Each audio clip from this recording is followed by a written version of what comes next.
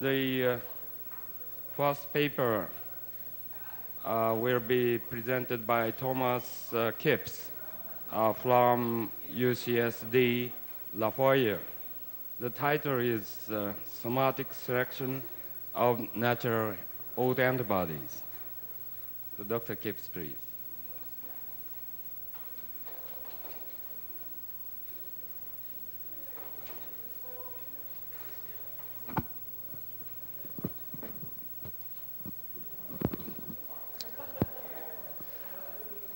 Hello. Yes. I, too, would like to thank the organizers of this meeting. It's a great opportunity to come back and do honor to Lin and Lee. And to follow along with Roy's suggestion, I was at the Harvard Medical School where I was studying with Baruch Bernasaref, but I was really intrigued by articles coming from Lin and Lee Herzenberg, and I thank them for allowing me to escape the gravity of Boston to come back to California to work in a laboratory with a slightly different style, no less effective. And it was actually when I first came to Stanford, I met with Len and talked about the possibility of doing a postdoc, perhaps sometime after doing some of the clinical work that was required. And he graciously agreed. And next time I saw him, he was, I believe, in the emergency room at Stanford, and I don't think he recognized me, but he accepted me into his laboratory anyway. And there I thank him for a lot of help and supervision. But I also have to mention Lee. I think there's a very dynamic interaction, as everyone here knows, between Len and Lee. And the complementation is extraordinary. And I really want to thank Lee, too, for one sunny afternoon in the Cellular where she was trying to encourage me to continue working with human CD5 B cells when I left the lab. And I thank you for that, because it has been very fruitful and a lot of fun. So thank you, Lee. So that brings into the topic of today. The first slide, please.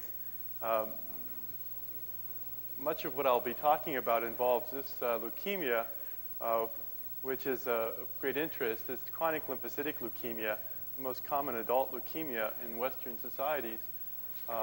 And it's peculiar in that it's a B-cell leukemia, but also expresses the CD5 surface antigen, and hence is perhaps a malignant model system for human CD5 B cells. And in a way, it helps to simplify the situation because you're dealing with a monoclonal population of cells that you can examine to see if you can observe some phenotypic characteristics of human CD5 B cells. One characteristic is the surface immunoglobulin, and it's been recognized more and more recently that the antibodies that are expressed by chronic lymphocytic leukemia have this so-called natural polyspecific autoantibody activity. Namely, it was observed many years ago by Seligman and his colleagues that many CLL patients would have leukemia cells that had an IgM rheumatoid factor activity, our ability to bind IgG. And more recently, other investigators, by allowing these cells to culture, to express the antibody, has identified that although these are monoclonals that are made by this leukemia, the antibody will bind to a variety of self-antigens, most notably human IgG, but also other antigens as well, human self-antigens. And this is really the great majority of patients with this leukemia, and I think is one of the characteristics that distinguishes it as a very interesting type of leukemia to study. Now, looking at the immunoglobulin, we wanted to have some tools, and we were fortunate to have some serologic markers to examine the nature of antibody genes that were expressed by this leukemia. And the next slide was observed many years ago, actually, by Henry Kunkel, that if he raised an antibody against a human IgM paraprotein, an autoantibody, and then absorbed out all the activity against the constant part of the molecule to make an anti-idiotype, that this anti-idiotype would oftentimes react with the IgM autoantibody of another patient who was unrelated to that patient. So this brought up the issue of cross-reactive idiotypes, and it was felt perhaps first to be maybe an example of an anti-idiotype that's shared by antibodies of like specificity and may then have some similar structure which is recognized by the anti-idiotype. The work really was progressed when the development of monoclonal antibodies. This is just a few of these. There are quite a few more, but I just want to concentrate on a few of them. One in particular, 17109, developed initially by Dennis Carson and Sherman Fong, recognizing one of these idiotypes, another one which will have G6, which is an antibody of that nature. Now, one of the observations made a few years ago now was, in the next slide, that cases of chronic lymphocytic leukemia frequently expressed these cross-reactive idiotypes. And this was very curious in that the 17109 marker that I mentioned here was associated with antibodies of the kappa light chain and did not recognize any lambda light chain bearing molecules and recognized a kappa light chain associated idiotype. And the G6 was recognizing a heavy chain determinant and recognized a fairly high proportion of both kappa expressing and lambda expressing tumors. This was in contrast to other types of tumors, and this was a CD5 negative non-Hodgkin's lymphomas. These are more often lymphomas of follicular center cell origin, and they very rarely express these cross-reactive idiotypes. Well, the work that pursued was to try and define the molecular basis for these cross-reactive idiotypes. And in the next slide, we have, this is just a sequence. I don't expect you to take notes on this, but it just shows the monotony of the V-kappa genes that are expressed by different unrelated patients that have this idiotype marker. And I see we're blurring it here to make a point. You can't focus it any better. But the issue is one where you have a highly conserved gene, in this case, HumpKB325, and it's present in single copy in the human haploid genome, and really it's present in all ethnic groups. We have yet to find any polymorphisms involving this gene, so it's highly conserved and present in everyone we've surveyed. Also the story with the heavy chain determinant, which is in the next slide, just to emphasize another point through that all the CLL cases that express this heavy chain associated idiotype, the G6, again had remarkable sequence homology, sharing greater than 98% sequence homology. And really the reason for this is that the tumors that were expressing the heavy chain idiotype G6 were expressing another conserved heavy chain V gene, and they were expressing it without significant somatic mutation. And this is a point about chronic lymphocytic leukemia, in that there appears to be the rearrangement of certain heavy chain and light chain variable region genes, and their expression can be detected by these cross-reactive idiotypes because there's a tendency not to mutate these genes away from the germline sequence. Now, next slide. Work in several laboratories has been able to identify that there is a skewing of the genes, namely of all the genes that we inherit, antibody variable region genes, some are more equal than others, and therefore it's not random. And this is also seen in heavy chains of the VH1 subgroup, to which the gene that encodes the G6 idiotype belongs. Namely, this is the second largest heavy chain variable region subgroup family, composed of around 25 to 30 members, it's estimated. And in chronic lymphocytic leukemia, if you survey the leukemia cells independent of the expression of the idiotype using such techniques as polymerase chain reaction to just get a frequency of gene expression, you find that a great majority of the cases that are expressing heavy chains of the first subgroup are expressing the 51P1 gene, which encodes the G6 idiotype. And this, just to point out, is V35. It's expressed much less frequently, even though it's the most proximal VH1 gene to the D locus.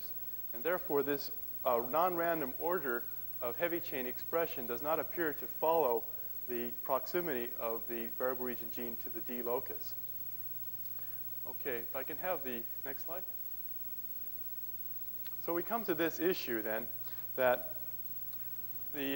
both cross-reactive idiotypes, they're expressed frequently in chronic lymphocytic leukemia.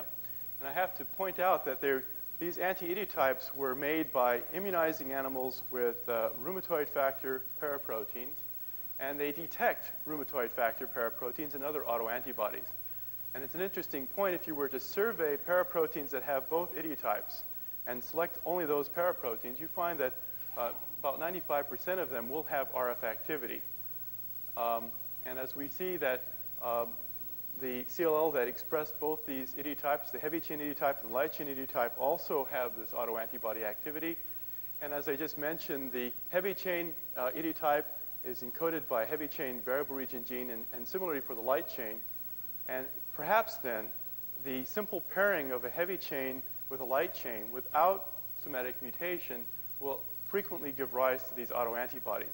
And that may account then perhaps for the high frequency at which CLL expresses autoantibodies of this nature. So it could be a specificity that's encoded in the germline, in other words. And there are people who have argued this, and it's in part related to the observation that these types of autoantibodies have a very restricted repertoire. Okay, next slide. In order to really understand the significance of this in leukemia, we wanted to turn into looking at the expression of these idiotypes in normal lymphoid tissue. And I like this slide. It's somewhat like Starry Night. But it's really the factory of the immune system in the tonsil, where you see here the germinal centers which are actively engaged in the humoral response to antigen. And this is staining with anti-IgM. And you can see these follicles clustered. There's an anatomy to the follicles which is fascinating and still is the topic of much research because there's compartmentalization of function. But the striking thing about this function or this structure is when you stain with these anti-idiotypic antibodies, and the next slide, is that they are localized to the mantle zone. This is the mantle zone, which forms a perimeter around the germinal center, and these are the germinal center cells. Most of these are B cells, and the cells here are being stained with, this is the 17109 staining. The G6 staining appears similar in that the cells that are staining with the idiotype are localized in this one particular anatomic distribution. Now this could be shown by flow too, because there are surface markers which are expressed on mantle zone cells in distinction from germinal center cells. And on the next slide, we see here this is just gating on tonsillar B cells. And so it's staining either with a cross-reactive idiotype here or IgD. And we find that the mantle zone cells in human tonsils are IgD positive, and the germinal center cells are generally IgD negative. And we find that the cross-reactive idiotypes here are associated with cells that are expressing IgD. And another thing is peanut agglutinin and CD10 are found on B cells within the germinal center. And we note that the cross-reactive idiotype bearing cells are PNA negative and CD10 negative. And this would perhaps reflect the cytogenesis of, or the cells that are expressing these. I want to call the attention that this is the CD5 B cell in tonsil, and that the CD5 is expressed on B cells which are predominantly IgD here, and negative for PNA and CD10. So it would all indicate, I think, that the CD5 B cells, in distinction perhaps from the mouse, do express IgD and are perhaps localized into the mantle zone along with the cells that are expressing these cross-reactive idiotypes. Well, importantly, we can also then look at the frequency of expression of these cross-reactive idiotypes in tonsil by looking at the frequency of IgD positive cells that express these idiotypes. That's seen on the next slide. And you see that the proportion of idiotype positive cells in the mantle zone can be quite high. We noticed that there was a bit more heterogeneity. This is individual tonsils, and this is the percent frequency of B cells within the mantle zone that express the G6 cross-reactive idiotype. The proportion of cells that express the 1719 idiotype tends to be more constant, but in G6 we notice that there's high and intermediate, and then interestingly, there are individuals who are negative for any cells that express the G6 marker. But call it to mention that the frequency of mantle zone cells that can express these idiotypes can approach very high frequencies, and it may argue that the population of mantle zone cells is also somewhat restricted in the antibody genes that it's expressing. Now, this gave us an opportunity, in a sense, to look at G6 positive tonsillar cells namely a tissue that's not a leukemia that may be free to permute and somatically diversify its genes, if you look at idiotype positive cells, perhaps you can find a greater diversity than you find in chronic lymphocytic leukemia. And the next slide, we find that's not the case. Namely, G6 positive tonsillar cells are also fairly monotonous, and it's owing to the expression of this conserved germline sequence. And it's very similar to what you find in CLL. Now, one important thing to do then is that you have a situation of idiotype positive CLL cells and idiotype positive tonsillar cells. They both express the same heavy chain variable region gene. So we can look at other factors to compare these two groups of sequences. And in the next slide, we look at the D-segment use. And this is just looking at D-segment use among G6 positive CLLs versus G6 positive tonsil. And this is taken from Yamada et al., a study in JXMed, looking at the frequency of D-segment use in peripheral blood B cells that are randomly selected. And one thing to note is that the D-segment use of G6 positive tonsil appears to correlate somewhat with the GD distribution of normal PBL, whereas there appears to be a skewing of D-segment use in CLL, namely that there's an overexpression of XP4, XP1, and XP'1. Now, this still could reflect maybe a developmental time when maybe the CLL cells originated or some other factors, and it may not really relate to the specificity of the antibodies that are being made by the CLL versus the G6 positive tonsil. So the next slide. I want to just compare this, and this is just showing the sequences of the DJ segments of G6 positive tonsillar lymphocytes. And I show this slide only to show that there is a heterogeneity here in the length. Some are very long, but there are very short sequences, whereas if you compare that with the DJ lengths of CLL, next slide, we find that the D segments are, the third CDR is considerably longer on the average. There is some variability, but it appears to be less variable than the tonsillar G6 positive cells.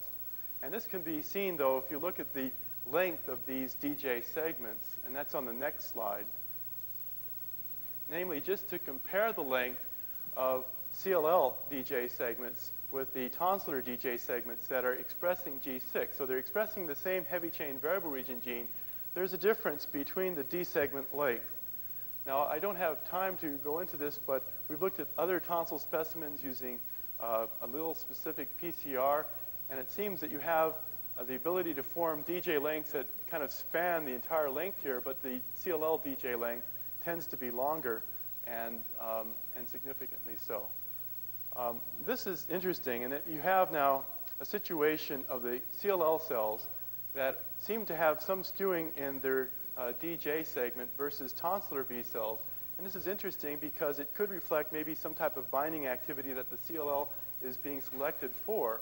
And so we're interested in pursuing this more. But the next slide, just a cartoon of the antibody. Of course, then there may be something to this somatically generated third CDR in terms of the differences between CLL and tonsillar B cells.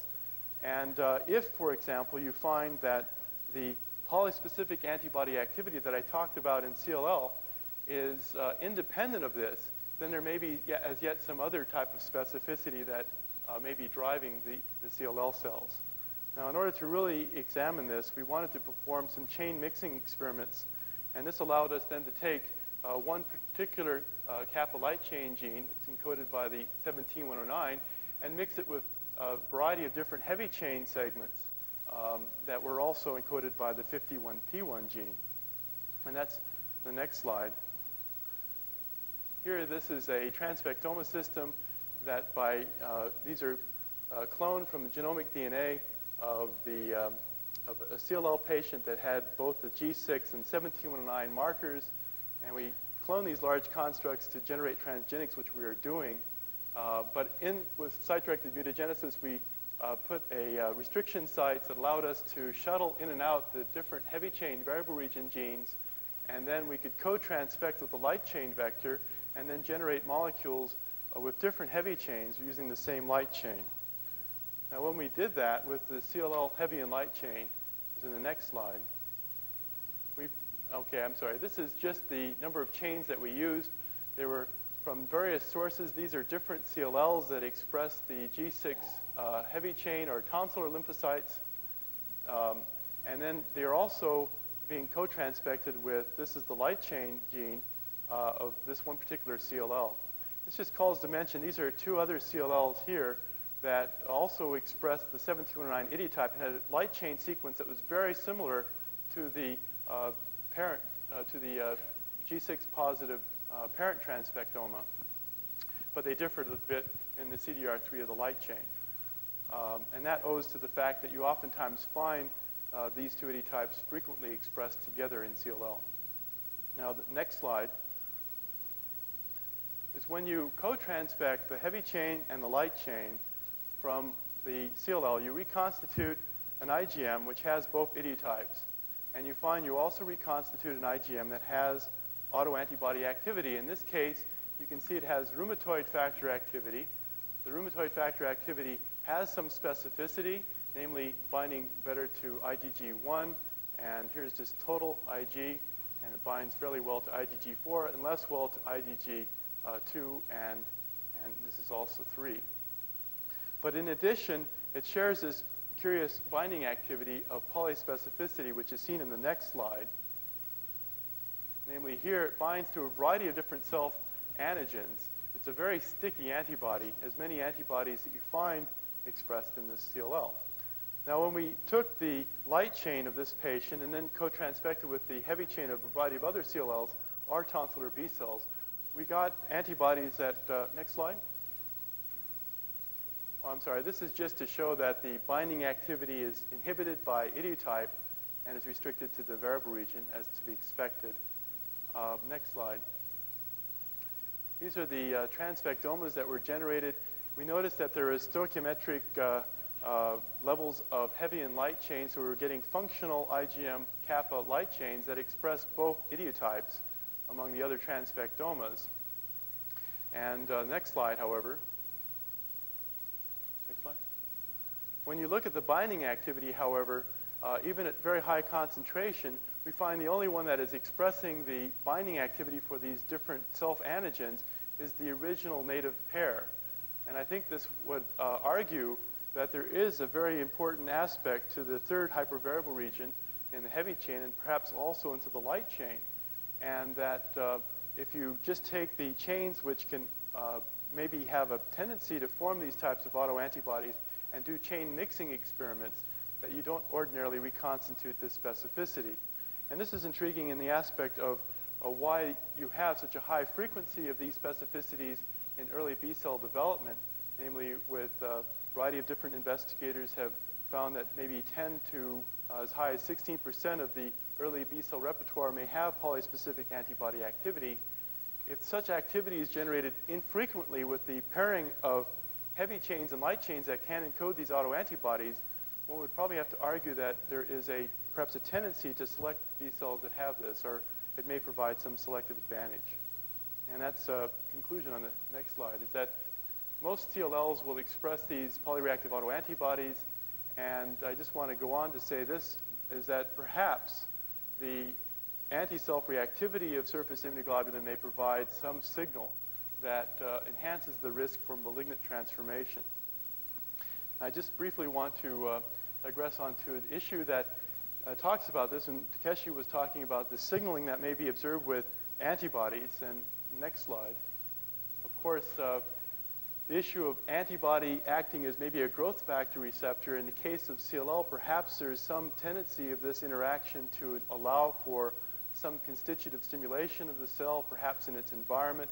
Of course, we heard about some of the activities and genes that are turned on with the activation of B cells in the last talk. Now, there's a contrast here, and this is, I think, interesting to reflect on. I've talked about CD5 positive CLLs, and what about the other type of cells, namely the non-CD5 B cells, and whether there are examples for that in chronic lymphocytic leukemia. And I just want to show you the next slide.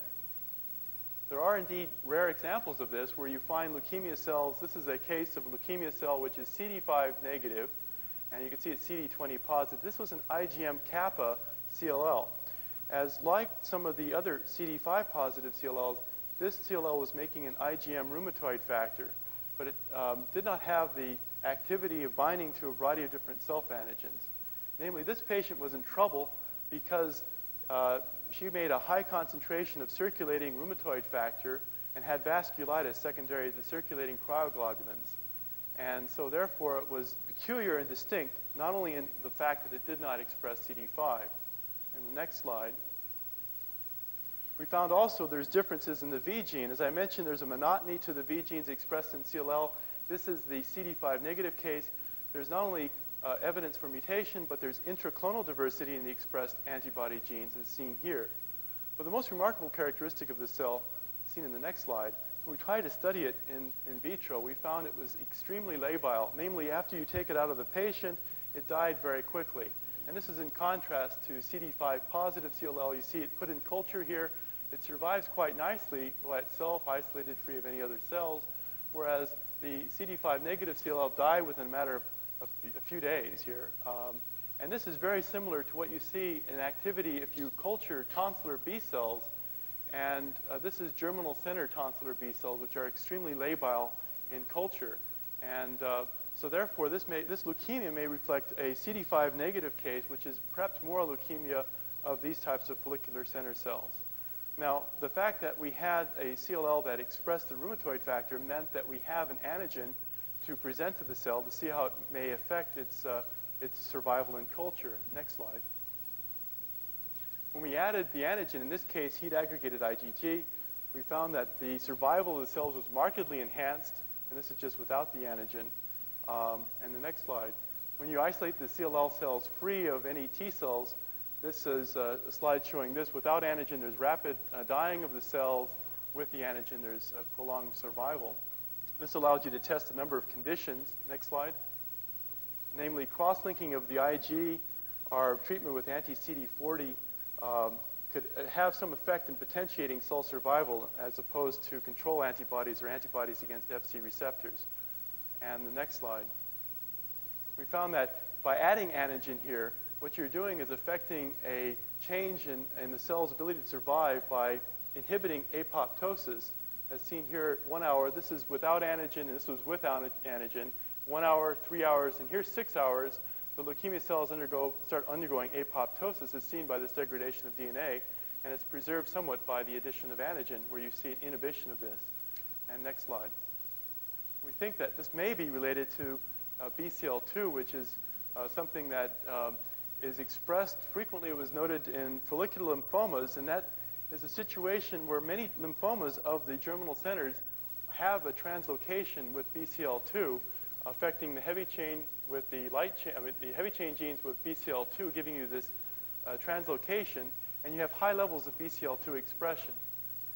This tumor, as a BCL2, a lot of work has been done in Stan Korsmeyer's lab, appears to be a protein, mitochondrial membrane protein, that can increase B cell survival and prevent programmed cell death, particularly within cells that are ordinarily cast aside in development.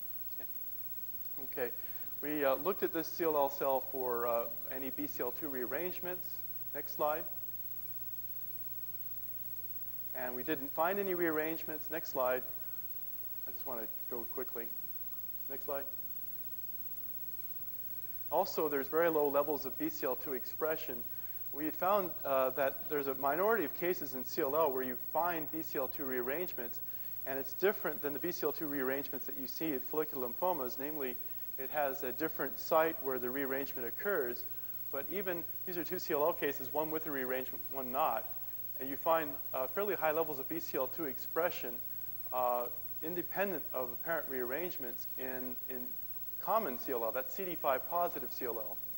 Whereas in this tumor here, we found very low levels of BCL2 expression. This is the fact that this is kappa chain probe, and this was a lambda, but we find high levels of kappa transcript in both. Okay, next slide. And it's possible then that perhaps BCL2 is playing some function here. It may help to untether some of these lymphomas from the need for antigen. And the antigen may have some selection role in maybe the early cytogenesis of these tumors. And if cells are undergoing BCL2 rearrangement, then even in the absence of antigen or with highly mutated antigen receptors, you may still have survival. And I think this is quite interesting. And the issue, I would like to just discuss this in terms of the distinction between the cell types that Lee has championed, which is the CD5 B cell, namely a distinction between how they handled perhaps BCL2 as another means for distinguishing these two cell populations.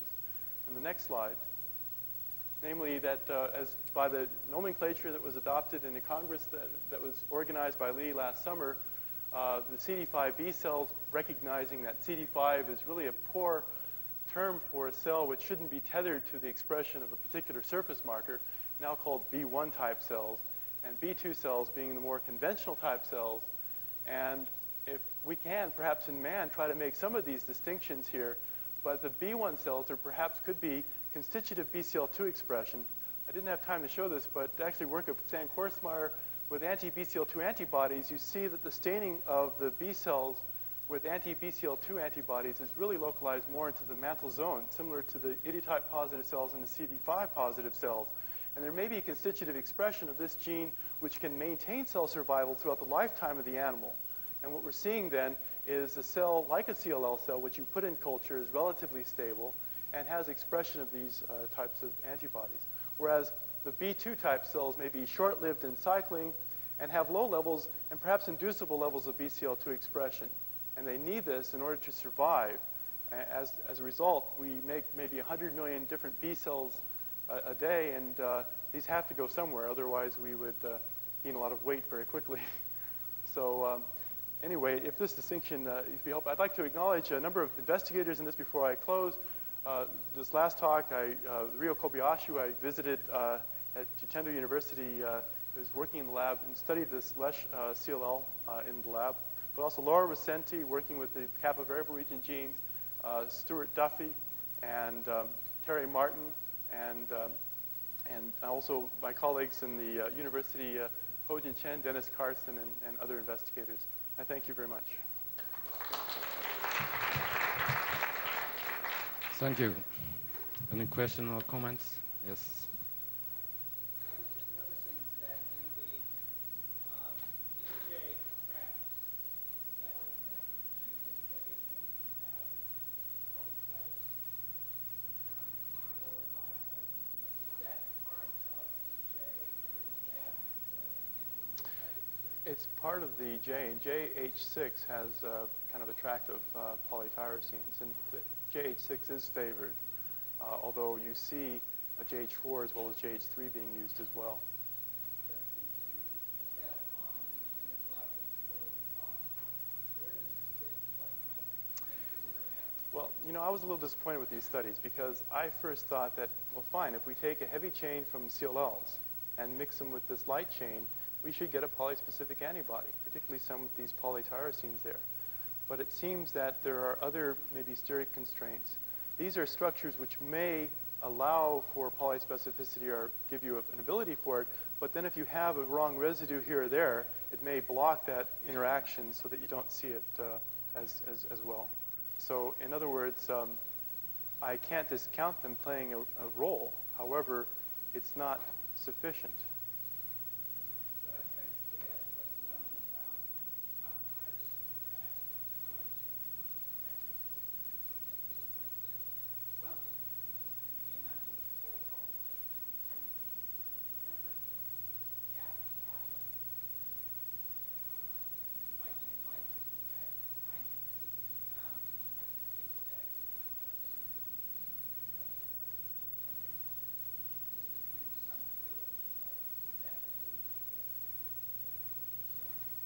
We'd like to find out more by maybe getting some X-ray studies too to find out how this interaction is occurring. It's a very curious type of reactivity, and I would think quite beneficial to have perhaps because it allows you to start out binding to a variety of different antigens. So I think we don't know. Yes. I'm sorry? Children sent cells are thought to be derived from I'm not so sure. No, I really don't. I don't think that's a given. Well, there are some observations. Well, yes, I know, but I just don't think it's conclusive right now, the data that are out there. I mean, Okay, but anyway. I mean, I agree. It's sort of like religion, you know. I'm not going to be biased either way, but I just don't know if we can conclude that. German centers are also autoconformal structures, so in an anti-driven process, so the possibility that you do see positive German centers. Yes, well, you do have somatic mutation in germinal centers. I think that's being shown. And so as a result, when you mutate these IgE genes, you may disrupt the determinants that are recognized by the anti-D types and could account for that, sure. But I'm not certain. You have perhaps peripheral seeding, and it's work that we did in fetal spleen. When you look at the primary follicles in fetal spleen, you stain with these anti-E types, you find that when you go from follicle to follicle to follicle, you have a amazingly conserved frequency from follicle to follicle. And I was thinking, well, if the follicles are originating de novo right there, then you might imagine that there should be some randomness, perhaps, between different follicles. But the fact that you have a fairly constant proportion between follicles may be indicating that you're getting these seeded from some area, and that there may be seeding even into the germinal centers in later development. So I think that it's difficult to, yeah, I'm sorry? No. Right, exactly right.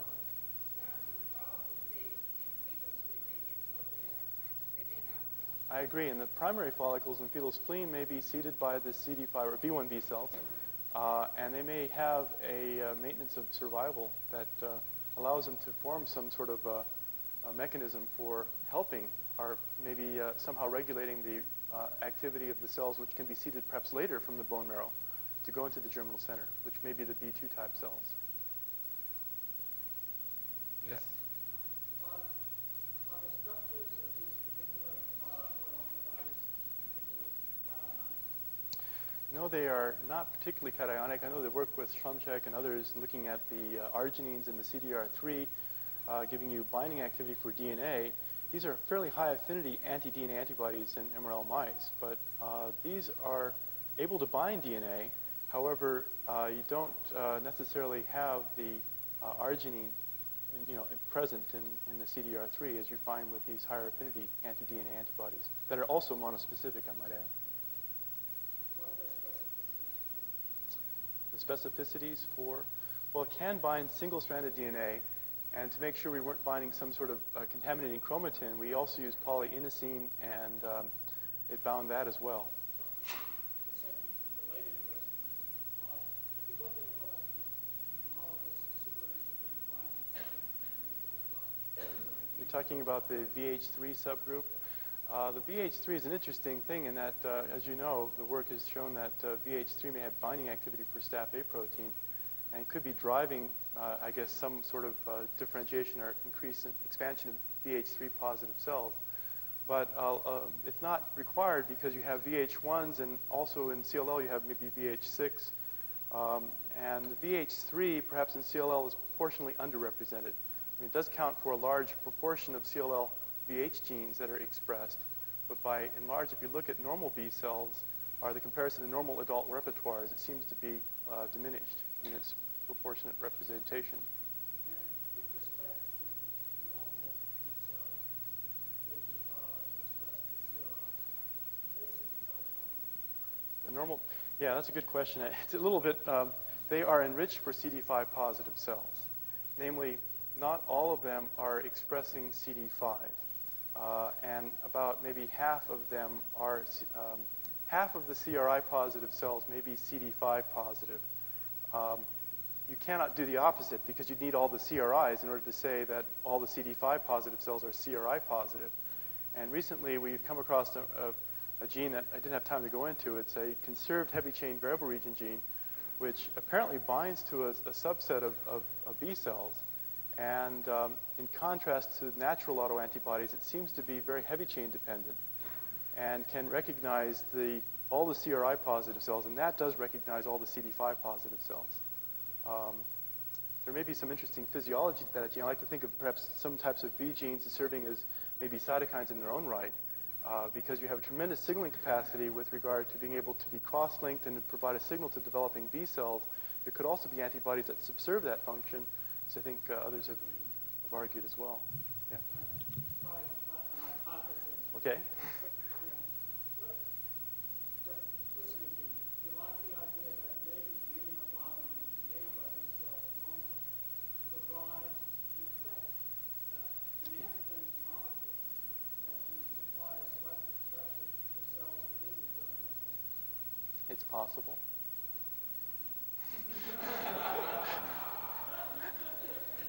May I have one question? Yes. In normal healthy individual, such autoreactive CD5 positive B cells are not selected and expanded. Well, What do you think of the mechanisms in that? I don't know. There is amazingly high frequency of these. In early ontogeny, maybe 12% or so, up to 16%. This is a study by Fougereau, just recently published, even in the adult repertoire. And I think we have to do some more chain mixing experiments with antibodies expressed in later development. But I find that that frequency perhaps a bit high compared to the frequency at which we see that type of activity from random pairing of heavy and light chains that ordinarily could give you a polyspecific autoantibody. And so that may mean that there is some selection involved. And at the nature of when that selection occurs, perhaps when the genes are rearranged. So we're trying to do some experiments to make artificial CDR3s and what have you to see what we can do to map out that. But selection plays a powerful role in biasing these observations, I think. Okay, Yeah, thank you. Thank you very much. Next speaker will be Alan Storr from Columbia University in New York. The title is B-cell lineages. Please. Again, it's all. I thank Co and everybody for inviting us and giving us a chance to honor Len. How I entered the lab was I'd gone to Becton Dickinson with Mike Loken. So in that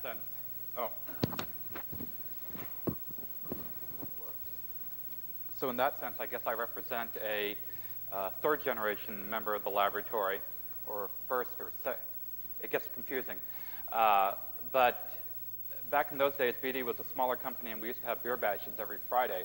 And Len would come over to them fairly often, and I would always seek him out and want to talk to him about different things. I've been working with anti-allotypes. And I guess Len finally figured that if he was going to spend that much time talking to me, he might as well have me in the lab and get some work out of me. We knew things would be compatible.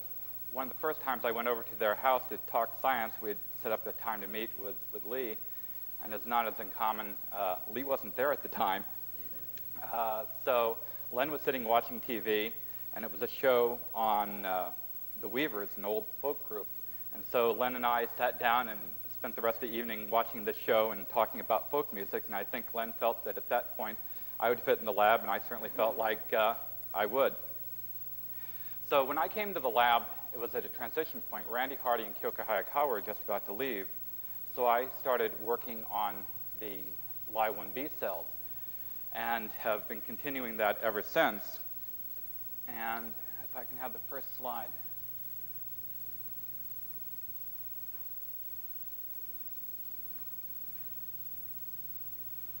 You know, a theme that has become stronger over time is the idea that there is a difference in hematopoietic development in the fetal tissue as opposed to the adult tissue.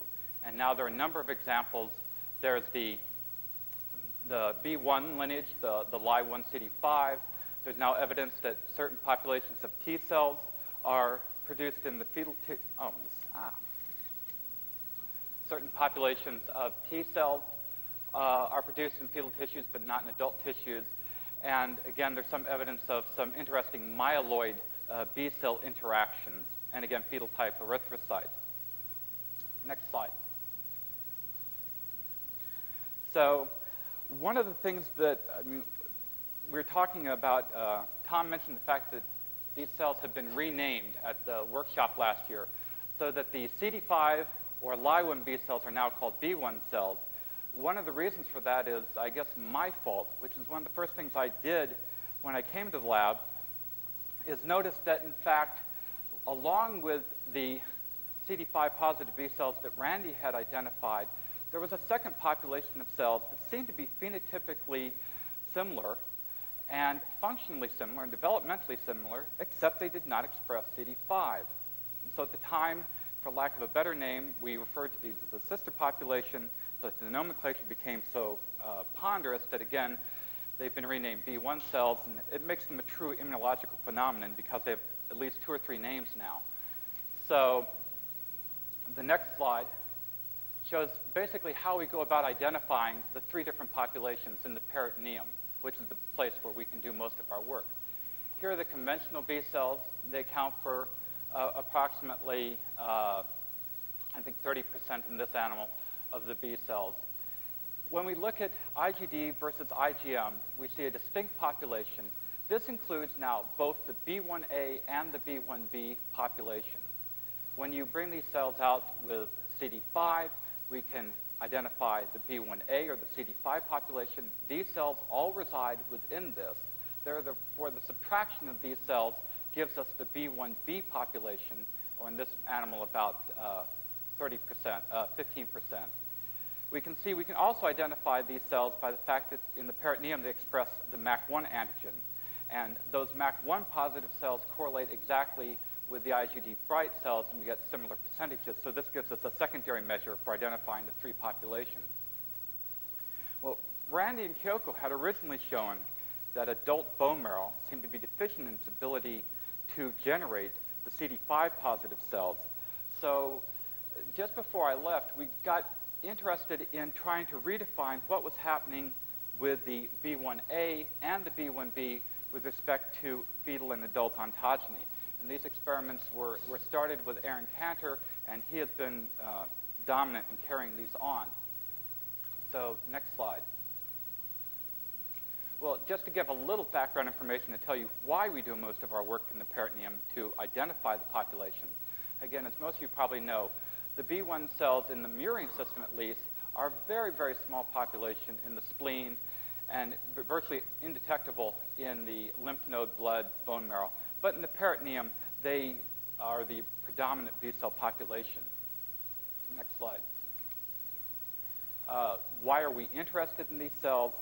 They have a unique function, and Tom certainly has talked about this. We know that they have a unique isotype profile from conventional B cells. They produce much more IgM, as Tom has talked about. They produce, of the IgG classes, mostly IgG3 and very little IgG1. Franz Kruse has now shown that they produce substantial amounts of IgA and appear to be very important in gut immunity. The specificities, again, we see a unique repertoire of specificities, a lot of autoantibody specificities, a number of antibacterial antigens like dextran and phosphorylcholine, and a lot of these polyspecific antibodies. So it's interesting to know what these cells are and what role they play. Next slide. Let me go to the overhead. So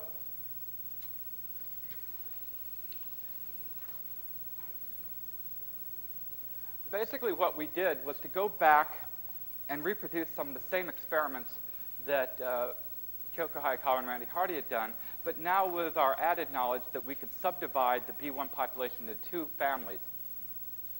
And we can find that there are, in fact, differences between the B1A and the B1B.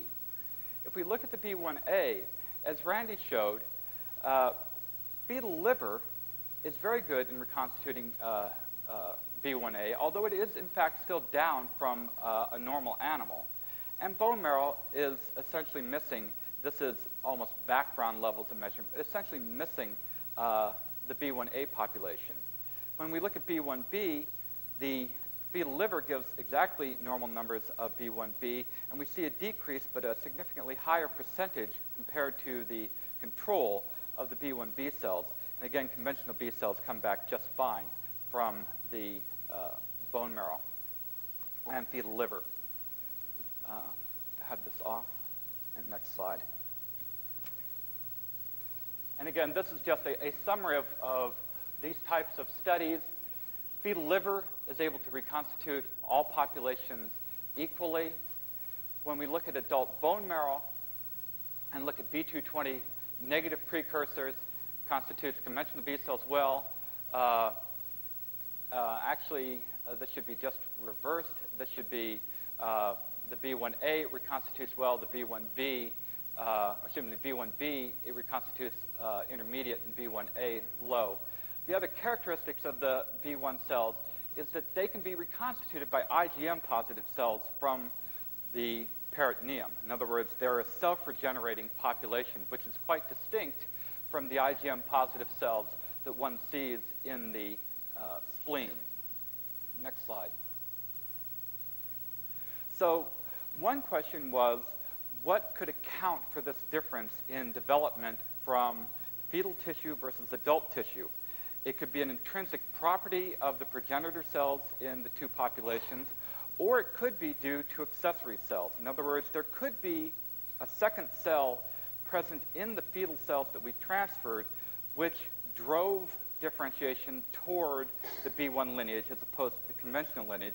Or on the opposite side, in the adult bone marrow, there could be some type of cell that suppressed the development. So to answer this, we did mixing experiments where we compared the cells that were produced by transferring fetal liver alone, bone marrow alone, or co-mixtures of fetal liver plus bone marrow. And we did these experiments using allotype markers so we could identify those B cells that were derived from the fetal liver and those B cells that were derived from the adult bone marrow. And what you can see here is that when we look at the B1A cells and we compare fetal liver to the mixture, we see no difference. And similarly, with respect to the bone marrow. In other words, in the mixture, each allotype population reconstitutes its own repertoire of conventional B1A, B1B. Next slide. Again, similarly for the B1B population, fetal liver, adult bone marrow, the mixtures give rise to both. And the next slide, on the conventionals, again, as expected, both fetal liver and bone marrow are perfectly capable of giving rise to conventional B cells. So this says that the microenvironment or accessory cells are not involved in driving the progenitor cells to either the B1 lineage or to the conventional lineage. Next slide. In doing these experiments, we tried different ratios. And in general, there was a fairly broad range in which one could mix fetal liver and bone marrow and get both to reconstitute. But there were certain outliers in these experiments. And in particular, in one set of mice, in which very small numbers of fetal liver cells were used, we got this situation in which from the bone marrow-derived cells, we could see a strong population of conventional B cells, reconstitution of B1 cells, and we can see that these are predominantly B1B, not B1A. But from the fetal liver, we see almost no conventional B cells, all B1 population, and the vast majority are B1A population. And we look at the next slide, and again, we see the same thing in the spleen. The spleen is reconstituting the conventional B cell population, and we see essentially no cells coming from the fetal liver. So in this case, the progenitor population in the fetal liver is giving rise to only one of the lineages. It's giving rise to only the B1 lineage, predominantly B1A, which is typical of what we see, that B1A arises before B1B. This is 2 months after transfers. So these are all, I should have noted, these are all long-term reconstitutions. And then on some of these, we've carried them out to 3 and 4 months. Next slide. Well, so what we were seeing was the B1A was following the rules that Randy had set up, Randy and Kyoko had set up many years ago, which is that the adult bone marrow was lacking the ability to reconstitute these at any significant level.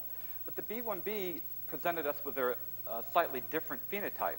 We were getting B1As and B1Bs not only from the fetal liver, but we're also getting B1Bs from the adult bone marrow.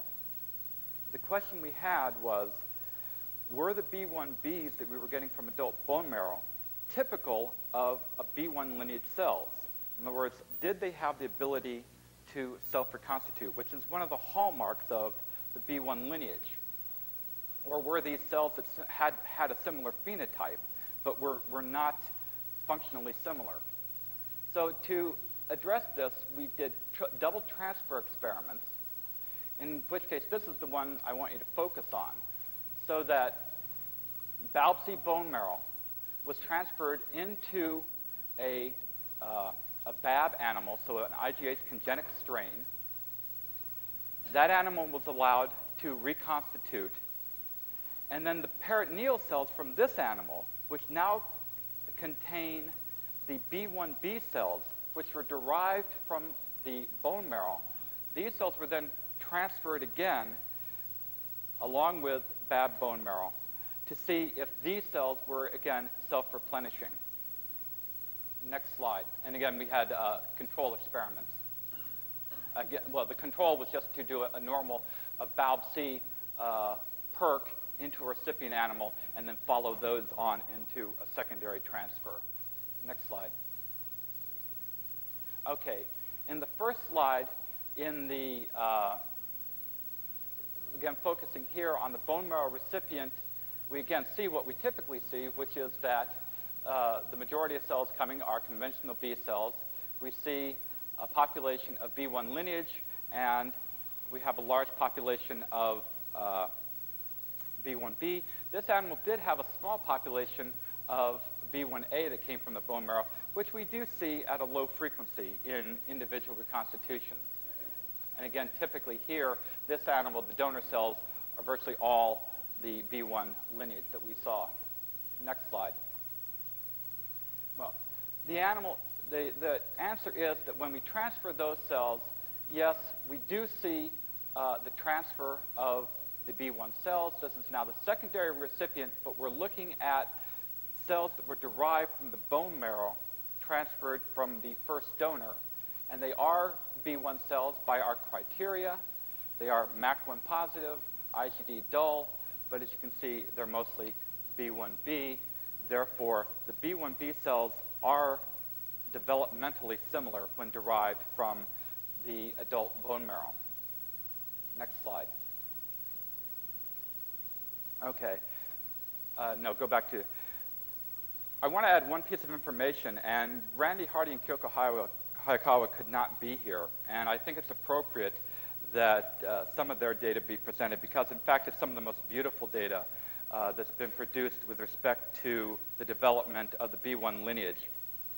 So, sort of honor of their contributions. And what Randy has shown recently, a year ago in a JEM paper, was he now using a series of monoclonals, anti-CD45, CD43, or leukocyalin, B220, heat-stable antigen, and also the BP1. He's able to divide pre-B cells into specific compartments.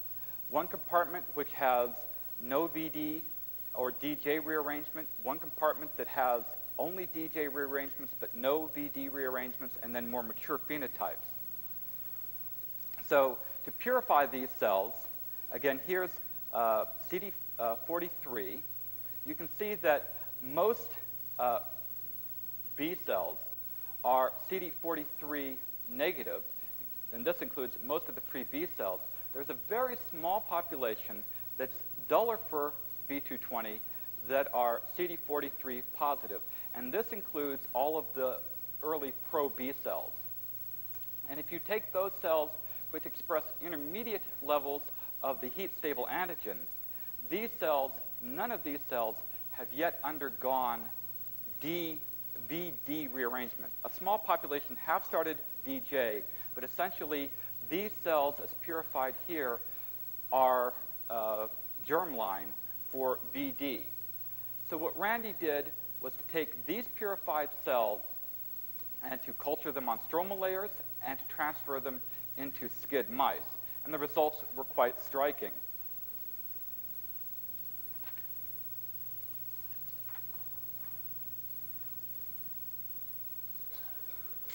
and that is, here we have the pro-B cells from fetal liver transferred into recipient skid mice.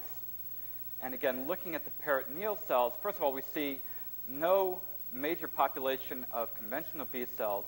Looking at the peritoneum, we see large populations of B1A. These all look to be B1 population, a small population of B1B here. When we transfer, or when Randy transfers the adult bone marrow cells, you see conventional B cells. You see a small population of B1. They're all B1B as expected.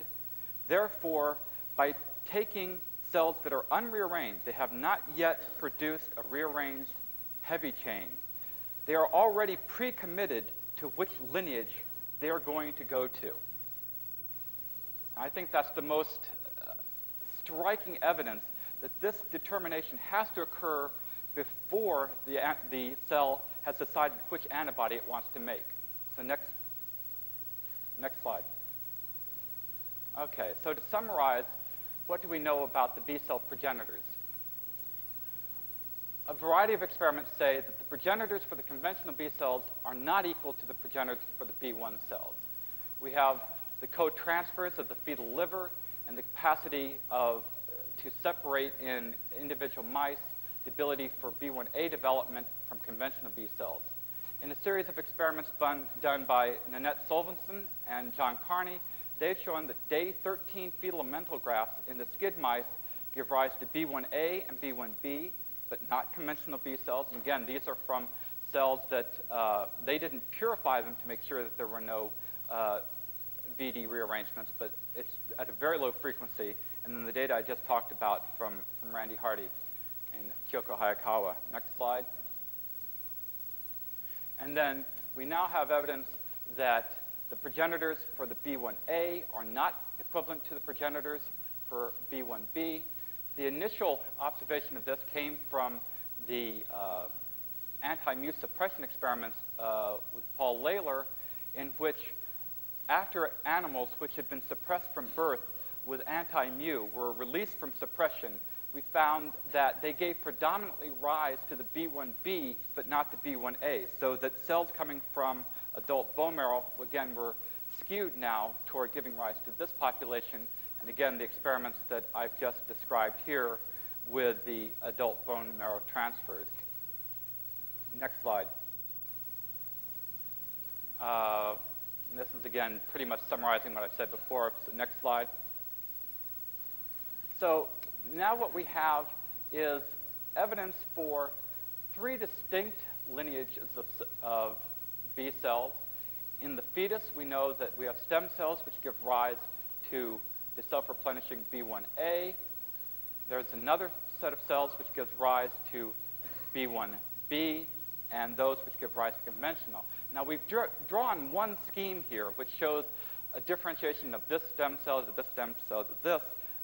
There's no evidence for that directly. It's possible that these do exist as a mixture of stem cells, say within the fetal system, and that these stem cells are lost in the adult bone marrow. So data doesn't speak to that point yet. Next slide. Okay, so I think I'll finish up with here. I was going to talk a little bit about some of our transgenic work, but in the sake of time, if people are interested in work we've been doing with new transgenic mice, we can talk to them later.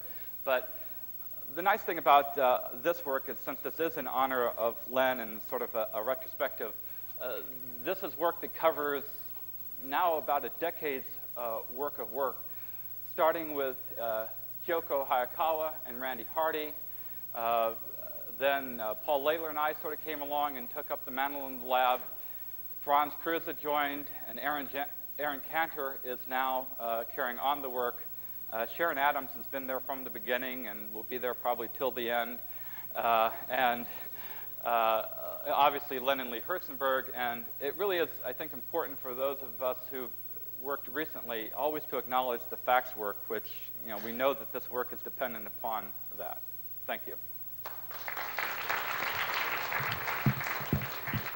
Okay, thank you. Comments? Yes, then? Mark. Okay. What is the range of cell? Well, I mean, the B1 lineage, first of all, we refer to B1s as the cells.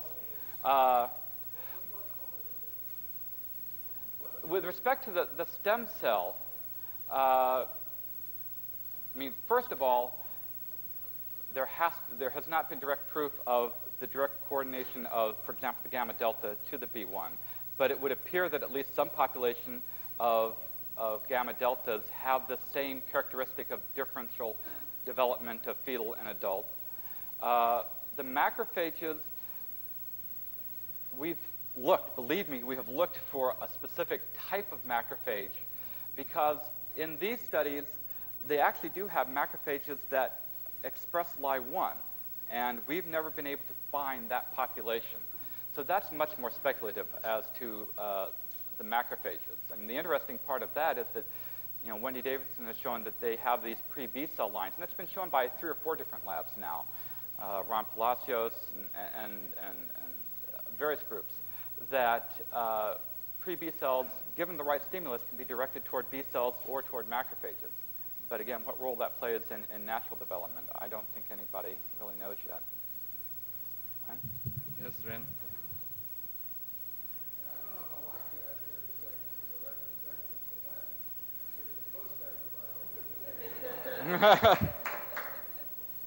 A retrospective up to this point in time.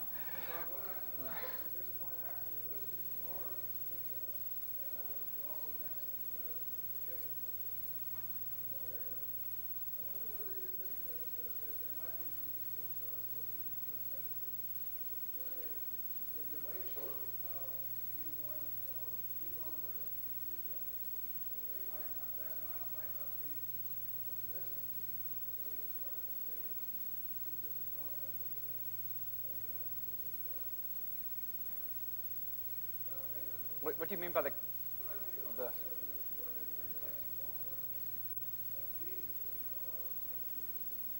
well,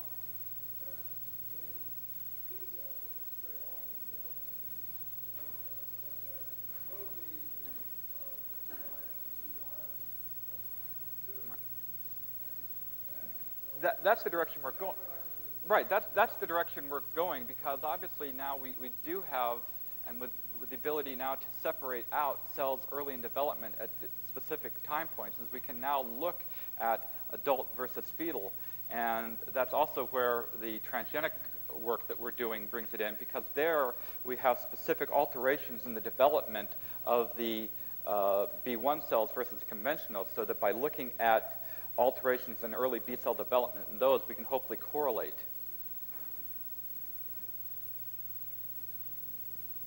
Question? Oh. Yeah. About procedure again. Okay, are you mean the afternoon session? No. Maybe I should say, maybe I can be heard directly. The organization has been very, very good, but slightly contrasting that with your talk. It is so Oh, please. that is wonderful. Do I need the microphone? Here you go. Can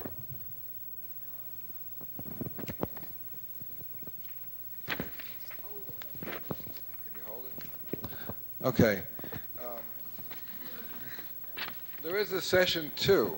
Now, I should tell you the origin of that session 2 just very briefly, but when Ko and Lee, I guess, and others, but in particular Ko got the idea of getting this going, he thought, well, it would be a nice small meeting involving some of the people that he remembers, and didn't ever think of counting up the number of people who might want to come.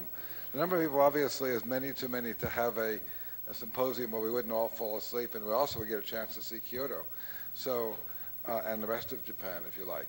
So we made this second session, I think it was Lee's brainstorm, of having a lab meeting, and that those people who were not included in the regular long presentation can have their say here. But you can't all have a long say or we'd go on all night. So what I'd like is for those of you, or us, because I'm included, who want to participate in the lab meeting, and I can list the names of the possibilities, but people who've spoken already, can't be included in the in the meeting because of reasons of time. So let me just read off rapidly to remind those of you who might be included. So it'll be in alphabetical order, like everything else. Savi Alberti, Sam Black, Jensu Chen, maybe that's the wrong order, Chen Jensu, okay. Steve Firing, Ernie and Sue Wong, Franz Krozer, Johanna Lodge, Spedding Micklem, Don Murphy, Henry Werdis, and John Wunderlich. Now, Chuck Metzler and Noah Warner may want to participate in this. That's up to them. And, of course, it's up to the rest of you if you want to.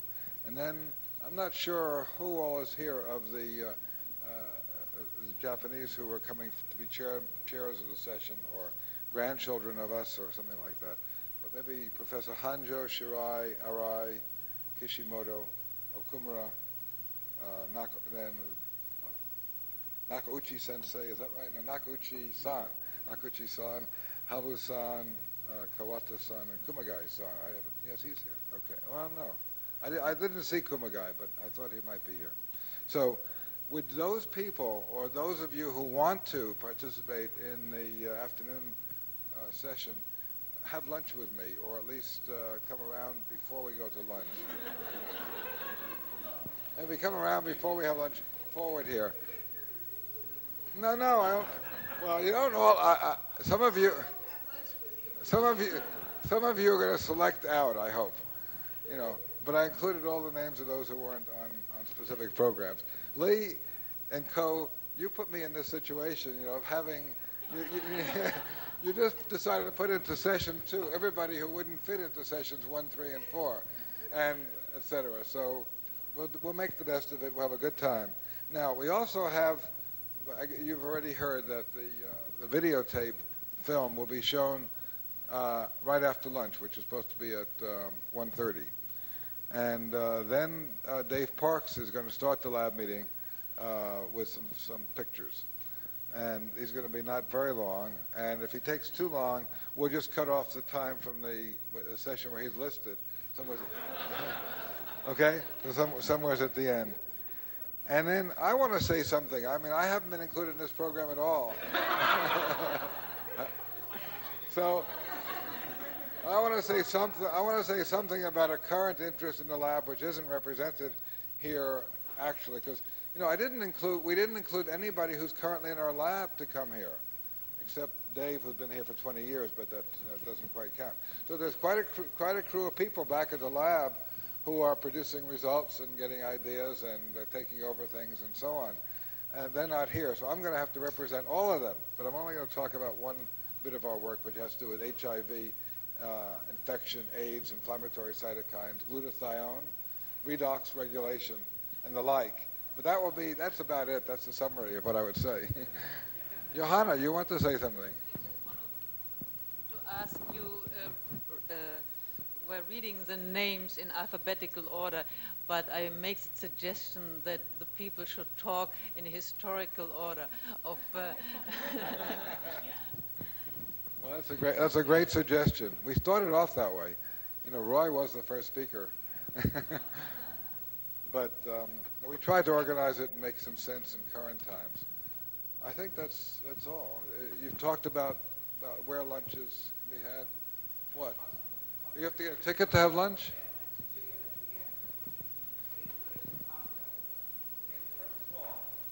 Say it louder. This has to do with lunch. You have to have a ticket, apparently. And on first floor, not ground floor. Ground floor, yes. Ground floor. Ground floor is for lunch. This floor. No, one floor down. Ground floor. Floor 1. We have a very long list. You're not kidding. So why don't you just cross me off, and I'll participate in this discussion. You can eat it.